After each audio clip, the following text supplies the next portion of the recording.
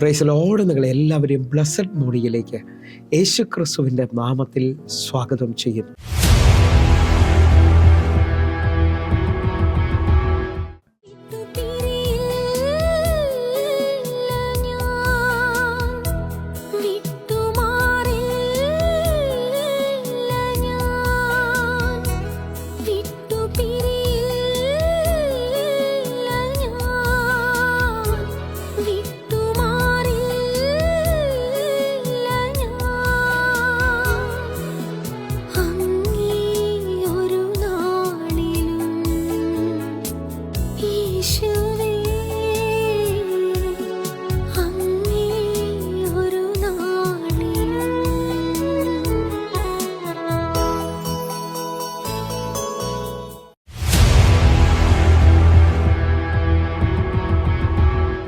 പ്രിയരെ, അനുഗ്രഹിക്കപ്പെട്ട ഒരു പ്രഭാതം കൂടെ നമ്മുടെ ജീവിതത്തിൽ അനുവദിച്ചു തന്ന വലിയവനായ ദൈവത്തെ നമുക്ക് ഒരുമിച്ച് ചേർന്ന് നന്ദി പറയാം. എത്ര പേർ പറയും, ഞാൻ നിന്നതല്ല, എൻ്റെ ദൈവം എന്നെ നിർത്തിയതാണ്. ഒന്നുകൂടെ പറഞ്ഞു കഴിഞ്ഞാൽ 2026 ഫെബ്രുവരി മാസം 17 വരെ എന്നെയും എൻ്റെ കുടുംബത്തെയും കണ്ണിലെ കൃഷ്ണമണി പോലെ സൂക്ഷിക്കുകയും വിടുവിക്കുകയും ചെയ്ത വലിയവനായ ദൈവത്തിന് നന്ദി പറഞ്ഞുകൊണ്ട് ഈ പ്രഭാത ചിന്തയിലേക്ക് നമുക്ക് ഒരുമിച്ച് അടുത്തു വരാം. നമ്മെ ആരെക്കാളും അടുത്തറിയുന്ന ദൈവം. പ്രിയരെ, പ്രാരംഭവാക്യത്തിലേക്ക് പുറപ്പാട് പുസ്തകം 33 അധ്യായം അതിൻ്റെ 17 വാക്യം. യഹോവ മോശയോട്, നീ പറഞ്ഞ ഈ വാക്കുപോലെ ഞാൻ ചെയ്യും, എനിക്ക് നിന്നോട് കൃപ തോന്നിയിരിക്കുന്നു, ഞാൻ നിന്നെ അടുത്ത് അറിഞ്ഞുമിരിക്കുന്നു എന്ന് അരുൾ ചെയ്തു. പ്രിയരെ, ഈ പ്രഭാതത്തിൽ ദൈവം നമ്മോട് ഇടപെട്ട അനുഗ്രഹിക്കപ്പെട്ട വചനത്തിനായി നമുക്ക് ഒരുമിച്ച് ചേർന്ന് ദൈവത്തിന് നന്ദി പറയാം. യഹോവ മോശയോട് പറയുകയാണ്, നീ പറഞ്ഞ വാക്കുപോലെ ഞാൻ ചെയ്യും, എനിക്ക് നിന്നോട് കൃപ തോന്നിയിരിക്കുന്നു, ഞാൻ നിന്നെ അടുത്ത് അറിഞ്ഞുമിരിക്കുന്നു.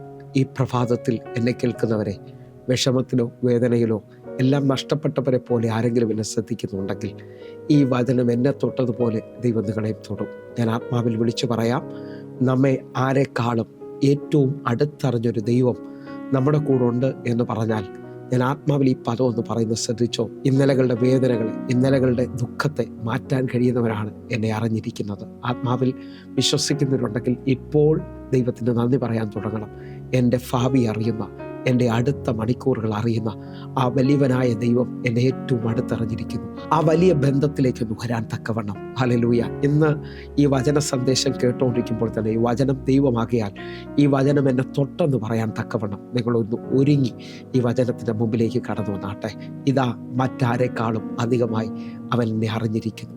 അങ്ങനെ ഉണ്ടെങ്കിൽ എന്നെ അറിഞ്ഞവന് എൻ്റെ സന്തോഷം വലുതാണെന്ന് മനസ്സിലായാൽ, ഹല്ലേലൂയ. നിങ്ങൾക്ക് മനസ്സിലാകുന്നുണ്ടോ? നിങ്ങളുടെ അവസ്ഥകൾ അറിഞ്ഞ സ്നേഹിതൻ നിങ്ങൾക്ക് സന്തോഷത്തിന് വേണ്ടി, അല്ലെങ്കിൽ നിങ്ങളുടെ ആ പ്രശ്നത്തിനകത്ത് ഒരു അത്ഭുതം ചെയ്യേണ്ടതിന് വേണ്ടി ആ സ്നേഹിതൻ പ്രയത്നിക്കുന്നു എങ്കിൽ ഞാൻ ആത്മാവിൽ വിളിച്ചോറുന്നു, എൻ്റെ ദൈവം നിൻ്റെ ദുഃഖം ആഗ്രഹിക്കുന്നില്ല, എൻ്റെ ദൈവം നിൻ്റെ സങ്കടം ആഗ്രഹിക്കുന്നില്ല, എൻ്റെ ദൈവം നിൻ്റെ കഷ്ടപ്പാട്, രോഗത്തിൻ്റെ അനുഭവം ആഗ്രഹിക്കുന്നില്ല. നിന്നെ ഇതിനകത്ത് നിന്നെല്ലാം വിടുവിച്ച് ദൈവസന്നിധിയിൽ സന്തോഷിക്കാൻ തക്കവണ്ണം ആക്കി തീർക്കുമെന്ന് വിശ്വസിക്കുന്നതിനുണ്ടെങ്കിൽ ഈ പ്രഭാതത്തിൽ ദൈവത്തോട് ചേർന്ന് കൊണ്ടുവന്ന് ഒന്ന് കർത്താവിന് നന്ദി പറയാൻ തുടങ്ങണം. കാരണം എൻ്റെ ദൈവം മറ്റാരെക്കാളും അധികമായി എന്നെ അടുത്തറിഞ്ഞിരിക്കുന്നു എന്നുള്ളതാണ്. ഒന്നുകൂടെ നിങ്ങൾ ശ്രദ്ധിച്ചു കഴിഞ്ഞാൽ 139 സങ്കീർത്തനം ശ്രദ്ധിക്കണം കേട്ടോ.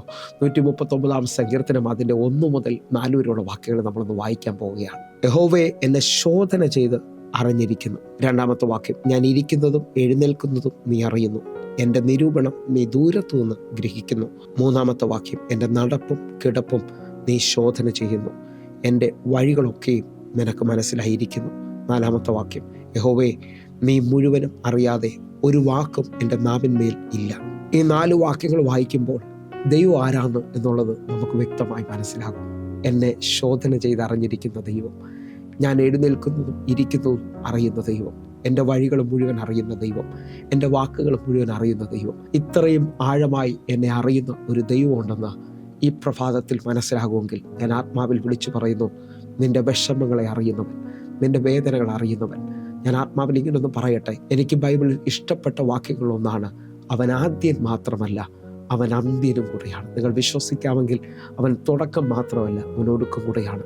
നിങ്ങൾ ഇന്ന് അനുഭവിക്കുന്ന വിഷമങ്ങളുടെ നടുവിൽ, ഇന്ന് അനുഭവിക്കുന്ന വേദനകളുടെ നടുവിൽ നിങ്ങളെ അറിയുന്നവൻ ഒരു അത്ഭുത വാതിൽ തുറക്കാൻ പോകുന്നു എന്ന് വിശ്വസിക്കാൻ പറ്റുമെങ്കിൽ ഇപ്പോൾ ആ പ്രതീക്ഷ കൈവിടാതെ കർത്താവിനൊന്ന് ഈ പ്രഭാതത്തിൽ നന്ദി പറയാൻ തയ്യാറാകണം. എൻ്റെ കർത്താവ് ആരെക്കാളും അധികമായി എന്നെ അറിയുന്നു എന്നുള്ളതാണ്. ഒന്നുകൂടെ നിങ്ങൾ ആഴമായി ശ്രദ്ധിക്കാൻ പറ്റുമെങ്കിൽ ഈ 139 അധ്യായം അതിൻ്റെ 15-16 വാക്യങ്ങൾ നിങ്ങൾ ശ്രദ്ധിക്കണം. ഞാൻ രഹസ്യത്തിൽ ഉണ്ടാക്കപ്പെടുകയും ഭൂമിയുടെ അധോഭാഗങ്ങളിൽ നിർമ്മിക്കപ്പെടുകയും ചെയ്തപ്പോൾ എൻ്റെ അസ്ഥികൂടം നിനക്ക് മറവായിരുന്നില്ല. 16 വാക്യം, ഞാൻ പിണ്ഡാകാരമായിരുന്നപ്പോൾ നിന്റെ കണ്ണ് എന്നെ കണ്ടു. നിയമിക്കപ്പെട്ട നാളുകളിൽ ഒന്നുമില്ലാതിരിക്കുമ്പോൾ അവയെല്ലാം നിന്റെ പുസ്തകത്തിൽ എഴുതിയിരിക്കുന്നു. ഈ 2 വാക്യങ്ങളിലൂടെ ശ്രദ്ധിക്കുമ്പോൾ ഞാൻ ഒന്നുമില്ലാതിരുന്ന അവസ്ഥയിൽ നിന്റെ കണ്ണെന്നെ കണ്ടു എങ്കിൽ, ഹല്ലേലൂയ, നിങ്ങൾ വിശ്വസിച്ചേ. നമ്മൾ ഇന്ന് കടന്നു പോകുന്ന ഈ പ്രശ്നവും നമ്മൾ ഈ കടന്നു പോകുന്ന വേദനയും വിഷമങ്ങളും ഒന്നും അറിയാത്തവനല്ല. ഹല്ലേലൂയ. ലോകസ്ഥാപനത്തിന് മുമ്പേ അവൻ്റെ കണ്ണുകൾ എന്നെ കണ്ടുവെങ്കിൽ, അവൻ്റെ പുസ്തകത്തിനകത്ത് എന്നെക്കുറിച്ച് എഴുതിയിട്ടുണ്ടെങ്കിൽ, ഇന്ന് ഈ പ്രഭാതത്തിൽ എന്നെ കേൾക്കുന്നവർ ജോലിയിൽ ടെർമിനേഷൻ ലെറ്റർ കിട്ടിയവരുണ്ടാകാം, അല്ലെങ്കിൽ ഹല്ലേലൂയ മെമ്മോ കിട്ടിയവരെന്നെ കേൾക്കുന്നുണ്ടാകാം. ബിസിനസ് തകർന്നു പോലെ എന്നെ ശ്രദ്ധിക്കുന്ന ആരെങ്കിലും ഉണ്ടാകാം. ബാങ്കിൽ നിന്ന് ജപ്തി നോട്ടീസ് കിട്ടിയിട്ട് നിൽക്കുന്നവരുണ്ടാകാം.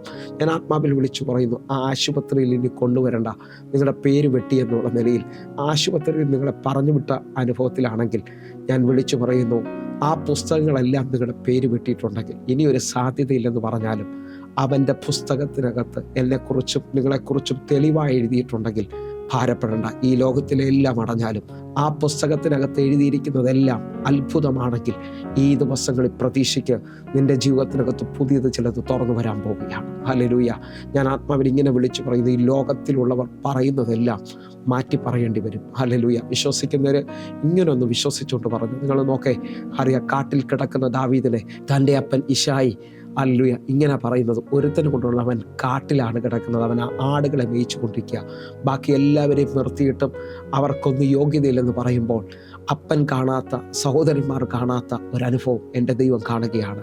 ഇതാ പ്രവാചകൻ ശമൂവേൽ വിളിച്ചു പറയാണ്, അവനെ വിളിച്ചു വരുത്തിയിട്ടല്ലാതെ നാം പന്തിക്കിരിക്കത്തില്ല. നിങ്ങൾ വിശ്വസിക്കുന്നവരാണെങ്കിൽ നിങ്ങളുടെ ജീവിതത്തിനകത്ത് ഇന്നലകളിൽ നിങ്ങളെ കണ്ട, നിങ്ങളുടെ വിഷമം കണ്ട, നിങ്ങളെക്കുറിച്ച് പറഞ്ഞവർ മാറ്റി പറയേണ്ട ദിവസങ്ങൾ വരും. കാരണം എന്നെ കണ്ട ഒരു ദൈവമുണ്ട്, എന്നെ അറിഞ്ഞൊരു ദൈവമുണ്ട്.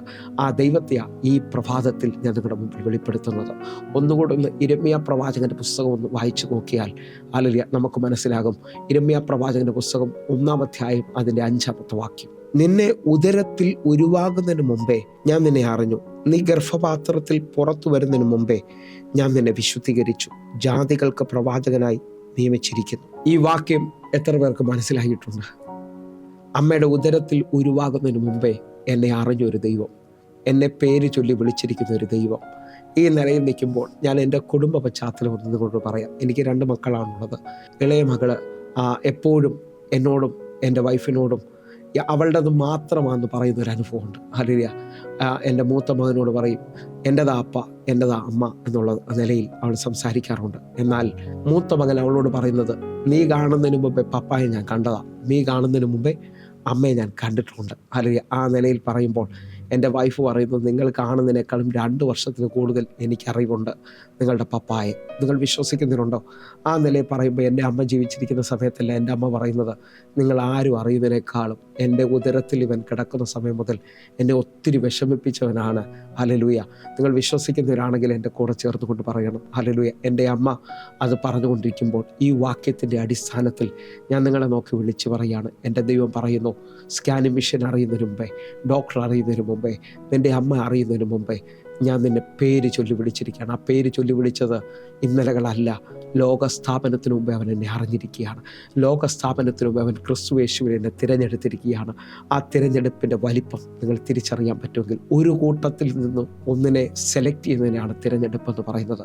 നിങ്ങൾ വിശ്വസിക്കുന്നുണ്ടെങ്കിൽ ഒരു ഷോപ്പിംഗ് സെൻറ്ററിൽ ചെന്ന് അവിടെ നിന്ന് ഒരു ഷർട്ടോ ഒരു സാരിയോ നിങ്ങൾ എടുക്കുന്നത്, ഒന്ന് കണ്ടിട്ട് അതൊന്നും എടുത്തുകൊണ്ട് പോവുകയല്ല. 100 കണക്കിന് സാരി അല്ലെങ്കിൽ ഷർട്ട് നോക്കിയിട്ട് അതിനകത്തുനിന്ന് ഒന്നിനെ നിങ്ങൾ സെലക്ട് ചെയ്യാണ്. ഇതേപോലെ ക്രിസ്തുയേശുവിൽ ലോകസ്ഥാപനത്തിന് മുമ്പ് എന്നെ തിരഞ്ഞെടുത്തൊരു ദൈവമുണ്ട്. ആ ദൈവം ഇന്ന് എന്നോടും നിങ്ങളോട് ഈ പ്രഭാതത്തിൽ വിളിച്ചു പറയുന്നു, ആരെക്കാളും അധികമായി ഞാൻ നിന്നെ അടുത്തറിഞ്ഞിരിക്കുന്നു. ആ അടുത്തറിഞ്ഞു എന്നുള്ള വിശ്വാസം ഉണ്ടെങ്കിൽ 91 സങ്കീർത്തനം 14 വാക്യം നമ്മുടെ ജീവിതത്തിൽ ഇപ്പോൾ സംഭവിക്കട്ടെ. അവൻ എന്നോട് പറ്റിയിരിക്കാൻ ഞാൻ അവനെ വിടുവിക്കും, അവൻ എൻ്റെ നാമത്തെ അറിയാൻ ഞാൻ അവനെ ഉയർത്തും. നമുക്ക് ഒരുമിച്ച് ദൈവത്തോട് അടുത്തിരിക്കാം. കർത്താവേ, എൻ്റെ വിഷമങ്ങൾ അറിയുന്നവൻ, എൻ്റെ വേദനകൾ അറിയുന്നവൻ, എൻ്റെ നിന്നെ അറിയുന്നവൻ, എൻ്റെ നിരാശ അറിയുന്നവൻ, ഇപ്പോൾ ഇതിനെയെല്ലാം മാറ്റിമറിക്കാൻ കഴിയുന്നവനാണ് അങ്ങെന്ന് എനിക്ക് തിരിച്ചറിയാൻ പറ്റുന്നു. ആ നിലകളിൽ ഇപ്പോൾ എന്നെ കാണുന്ന ഓരോ ദൈവമക്കളും ആ കർത്താവിൻ്റെ പാദപീഠത്തിലോട്ട്, കർത്താവിൻ്റെ അടുക്കിലേക്കൊന്ന് അടുത്ത് വരാൻ പറ്റുമെങ്കിൽ എല്ലാ ലോകത്തിലുള്ള വിഷയങ്ങളെ ജയിക്കാൻ കഴിയുന്നവൻ നിന്നെ കരം പിടിച്ച് ജയിപ്പിക്കാൻ പോവുകയാണ്. ആരെക്കാളും അധികമായി എന്നെ അടുത്തറിയുന്നവൻ. കണ്ണുകൊള്ളൊന്ന് അടയ്ക്കാം, നമുക്ക് ഒരുമിച്ചൊന്ന് പ്രാർത്ഥിക്കാം. ഞങ്ങളെ സ്നേഹിക്കുന്ന ഞങ്ങളുടെ നല്ല ദൈവമേ, പൂർണ്ണ ഹൃദയത്തോടെ എന്നെ കാണുന്ന എന്നെ കേൾക്കുന്നവർക്കായി ഞാൻ ഈ പ്രഭാതത്തിൽ പ്രാർത്ഥിക്കുന്നു. ഞങ്ങളെ പേര് ചൊല്ലി വിളിച്ചവൻ, ഞങ്ങളുടെ അവസ്ഥ അറിയുന്നവൻ, ഇതാ ഞങ്ങൾക്ക് വേണ്ടി ഇപ്പോൾ ഒരു അത്ഭുതം ചെയ്യാൻ പോകുന്നു. കർത്താവേ, ഓരോ മക്കൾക്ക് വേണ്ടിയും അത്ഭുത വഴികൾ തുറക്കട്ടെ, അടഞ്ഞത് തുറന്നു വരട്ടെ, അത്ഭുതങ്ങൾ സംഭവിക്കട്ടെ, ഇവർ സൗഖ്യമാകട്ടെ. യേശുവിൻ നാമത്തിൽ പ്രാർത്ഥിക്കുന്നു, കേൾക്കണം പിതാവേ. ആമേൻ, ആമേൻ. പ്രിയരെ, പ്രഭാത സന്ദേശം നിങ്ങൾക്ക് അനുഗ്രഹമായെന്ന് വിശ്വസിക്കുന്നു. നമ്മുടെ യൂട്യൂബ് ചാനൽ സബ്സ്ക്രൈബ് ചെയ്യുകയും ഫേസ്ബുക്കിലേക്ക് നിങ്ങൾ ജോയിൻ ചെയ്യുകയും ചെയ്യണമെന്ന് ഓർപ്പിക്കുന്നു. അതേപോലെ തന്നെ നിങ്ങളുടെ പ്രാർത്ഥനാ വിഷയങ്ങൾക്ക് വേണ്ടി വാട്സാപ്പിൽ നിങ്ങൾ കോൺടാക്ട് ചെയ്യണമെന്ന് ഓർപ്പിക്കുന്നു. നേരിട്ട് പ്രയർ ലൈൻ വിളിക്കാൻ കഴിയും. അതേപോലെ സന്തോഷ വാർത്ത എല്ലാ ദിവസവും വൈകിട്ട് നമുക്ക് സൂമിൽ ആരാധനയുണ്ട്. നിങ്ങളെ ഞാൻ ക്ഷണിക്കുന്നു. ആയിരങ്ങൾക്ക് അതൊരു വിടുതലായിട്ടുണ്ടെങ്കിൽ നിങ്ങൾ കടന്നു വരണം. ദൈവത്തിന് വലിയ പ്രവൃത്തി വെളിപ്പെട്ട് മാറാകട്ടെ. God bless you. ആമേൻ.